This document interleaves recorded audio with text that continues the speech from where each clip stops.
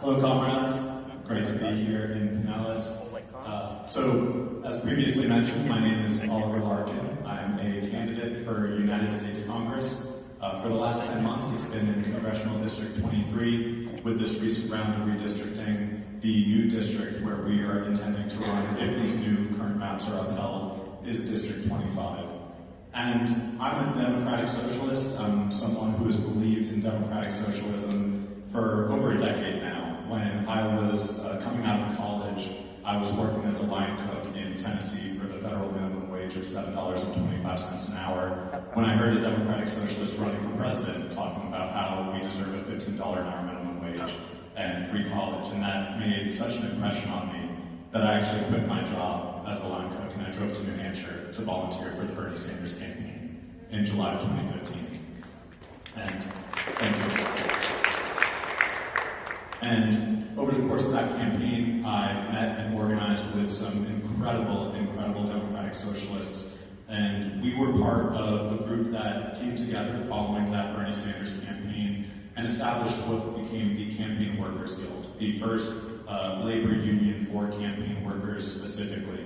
And that was in conjunction with efforts that myself and many of my colleagues undertook at Bernie Sanders' digital marketing agency to organize with the News Guild, Communication Workers of America, in February of 2018 with Washington, Baltimore, Local 32035. So we were part of the really inception of the unionization effort in the political campaign and nonprofit industry that is now extended to the Democratic National Committee, the Democratic Congressional Campaign Committee, and many other digital marketing agencies, nonprofits, and ultimately both the Bernie 2020 and Biden-Harris 2024 campaign. So I'm someone who, for over a decade, has stood up for my democratic socialist values, but also to hold the Democratic Party accountable where it has failed and lost the faith of working for the working class. And that is really a central tenet of our campaign. I grew up in Fort Lauderdale in Broward County, so I've seen the collapse that we've seen all across our state of the Democratic Party, of these institutions. And really, when I started running in a seat against our incumbent Congressman Jared Moskowitz,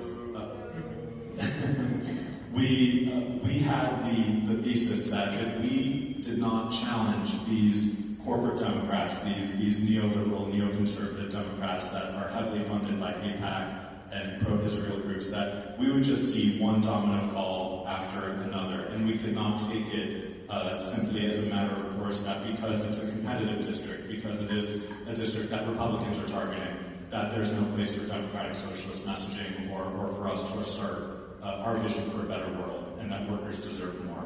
And with this recent round of redistricting, we've seen that that has been proven correct, that these corporate Democrats are more interested in cherry-picking which seat they're going to run in rather than standing up against this unconstitutional, authoritarian power grab by Ron DeSantis and the Florida Republican Party. So we're standing up to it, which is why up until very recently we refrained from commenting on which district we were going to be running in under these new maps, because there are currently 3 pending, now consolidated into one civil lawsuit before Leon County Circuit Court Judge Joshua Hawks, which we are expecting a ruling on in writing very soon.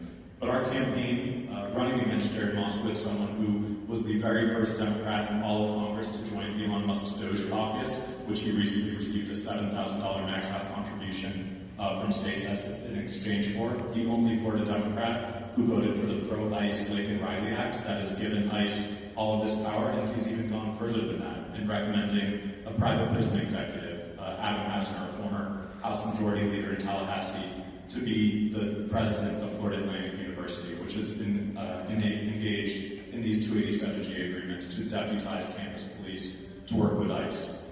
So for all of these reasons, we have an opportunity in South Florida and across our state to really assert a new vision and to show that at the same time that Donald Trump is suffering from historically low popularity, we're also seeing a Democratic Party that has historically low approval. And it's because we see a party that is more concerned with sending U.S. military aid to Israel and to bomb girls' schools in Minab, rather than fighting for Medicare for all, or to ban congressional stock trading, or to raise the minimum wage to $25 an hour, or to fight for public sector unions. All priorities that our campaign holds and that we're asserting. And And what we know is that there is a clear pathway to victory in this race. It's going to take the boots on the ground. It's going to take the door-to-door canvassing. As someone who came up in this movement as a field organizer, making the phone calls and knocking on doors, this is what myself and our team are doing every single day. We're canvassing. We just qualified for the ballot by candidate petition, and I want Pinellas to give it up for yourselves for helping us accomplish that goal with nearly 100 signed petitions from Pinellas County. And this is the DSA difference that we're talking about. This is the difference that few, if any, other campaigns for federal office in the state of Florida are able to engage in. But it's with the power of this movement that we're building, and I can say for myself, for Gabriel, another Broward DSA member, and for folks in our chapter, we really look to Pinellas, to your leadership, especially your experience winning electoral campaigns and electing socialists in office like Richie Floyd. This is the model for our state that we want to take to South Florida and across the rest of Florida and across the rest of the country.